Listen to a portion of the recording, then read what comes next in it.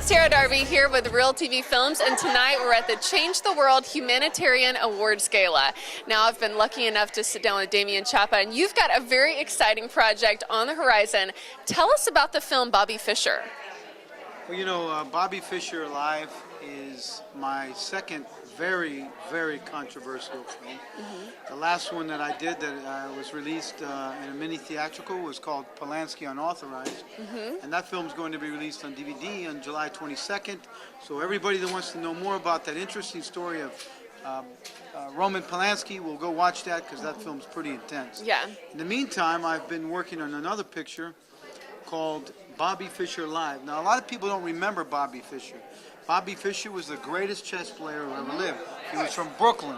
Yeah. And I grew up in Brooklyn. I can tell. You know, and then, you know, and he was a genius chess player who was left by his mother as a youth.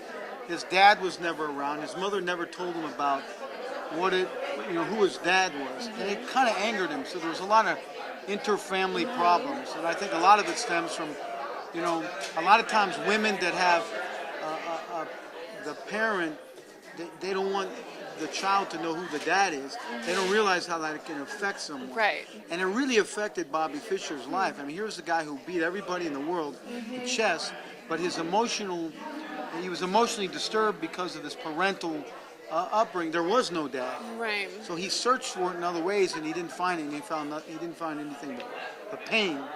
And so he expedited all his emotion and pain through the game of chess, and he thought that would help him. He became obsessed with chess, like a lot of us do, to get over things we're feeling that are underneath. And what's so important about this film is it shows what can happen to somebody if they put all their emotions and become obsessed with something that thinks they're going to make them feel better, other than just really dealing with it. Right. So it's not just about chess. Yeah. It's about emotions.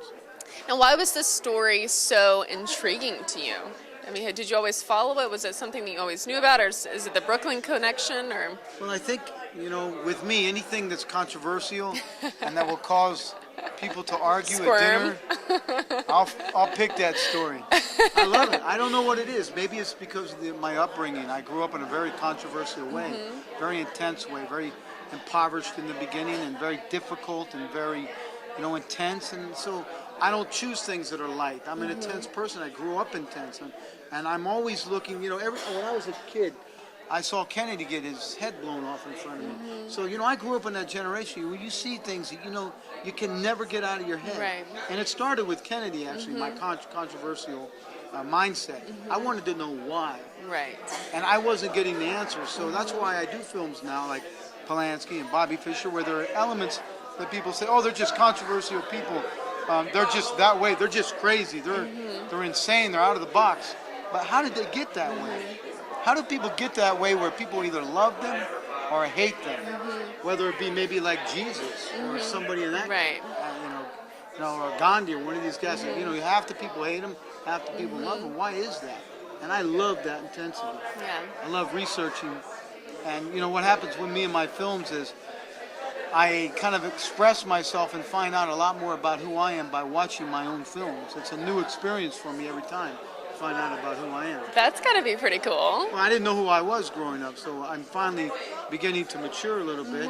Now that I just turned 29. Of course, that milestone All right, of a I'm birthday. 46. Okay, I'm not gonna lie. But no, it really gives me a chance to find out who I am. You know, by watching myself as an actor and a director. And I think I do that. I do this. I make movies like this because I'm controversial, and I kind of bring this out in a way where I learn about myself and I can teach other people about mistakes I've made or these characters have made.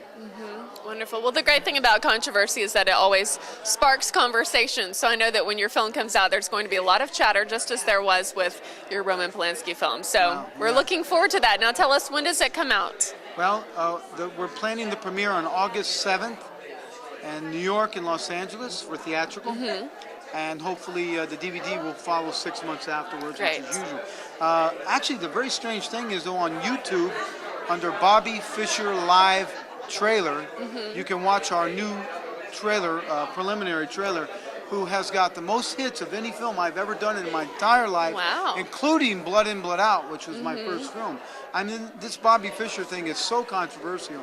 I mean, I think it's like we had 13,000 hits in 1 week, and that's just amazing. That's pretty cool. I guess controversy does sell. It does, absolutely. Well, thank you so much for chatting with us. We can't wait to see it. I'm sure our viewers will be checking out the trailer and anticipating the premiere.